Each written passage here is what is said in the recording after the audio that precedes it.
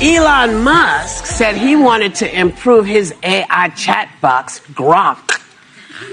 So after an update over the weekend, users of his social media site X were shocked when they asked Grok questions, and it responded with anti-Semitic posts, which the site is actively, desperately trying to remove.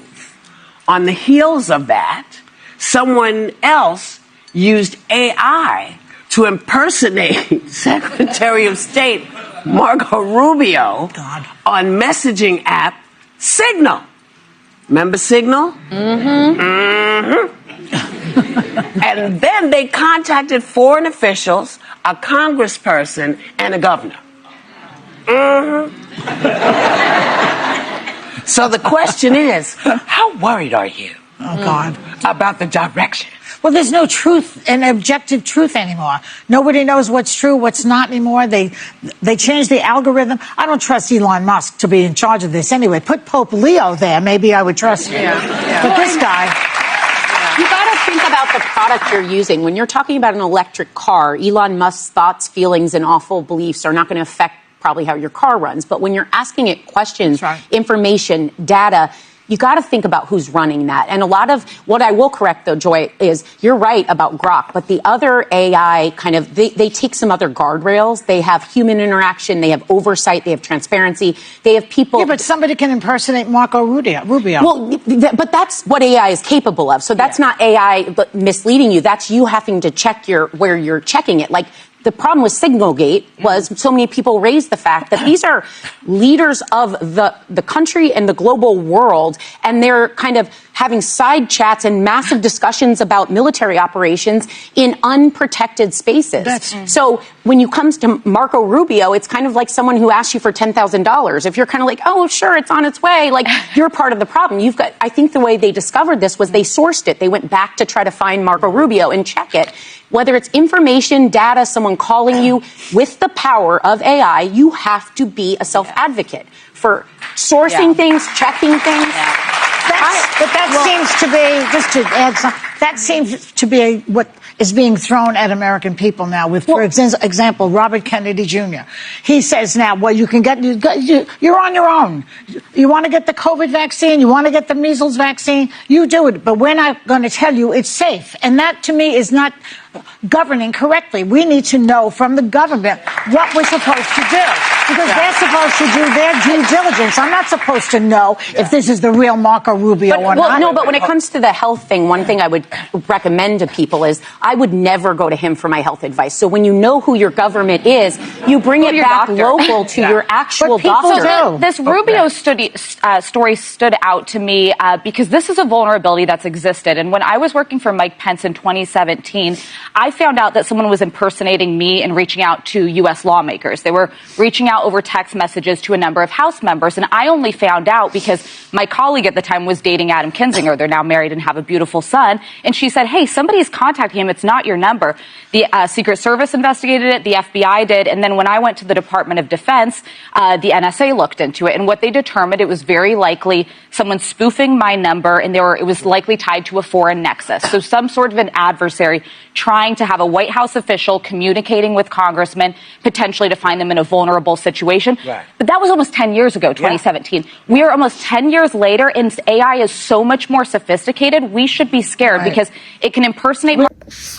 Looking at the women in the view, they talk about Elon Musk, about the S, the AI that they created. They talk about Rubio, that the AI, somebody used AI like him and was impersonating his character. Looking at AI is trying to get to replace human beings. So the women in the view were just saying that some of them say they don't like somebody like Whoopi saying she doesn't support AI. She's not in the fact about AI. She doesn't really like because she's an old-fashioned person. But some of the women in the view were trying to say that as looking at the generation is going, as everything is reacting, we are seeing that in years to come, the AI is dominating the world. Without the AI, many people are not going to be able to cope to live their life. They are going to depend solely on the AI. So actually, what is your advice about that? For people who are backward, people who are, they don't want to evolve as the world is evolving. Even the IT world, the world is evolving. It's a space that you keep learning. It's not a space that you just be in one position just at the time. It's a space that you allow, you're open to learn, you're open to pursue what you want to pursue. It's a space that the AI, some people were saying that they are out of jobs because the AI is trying to replace jobs. Even some people you call like the customer service, most people, the AI will talk in the place of a person. The AI will, even for interviews for jobs, the IT field, some companies, the AI, even the resume, the AI is the one that select those resume.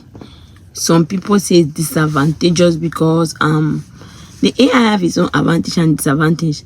Sometimes the human being, if it's a human being, they can have mercy, they can take some people, but with the AI, it just give you so some people are saying that maybe sometimes that AI don't even take the right candidate sometimes because they get those people in the job, sometimes they don't really perform as the resume show.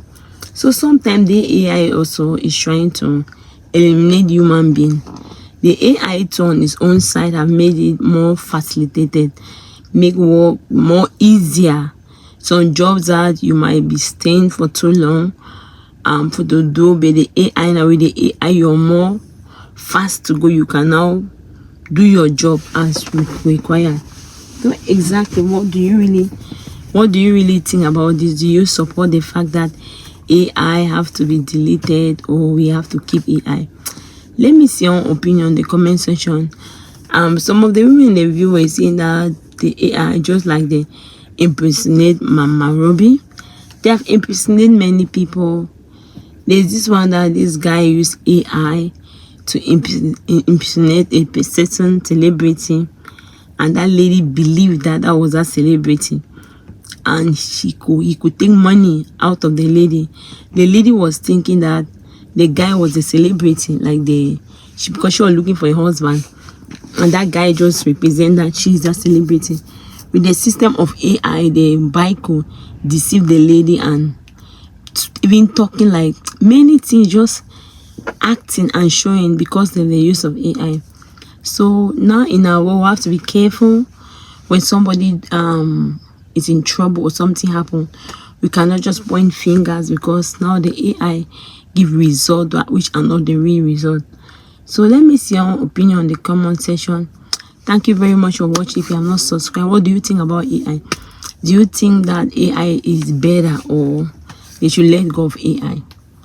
Let me see your opinion in the comment section. Thank you very much for watching.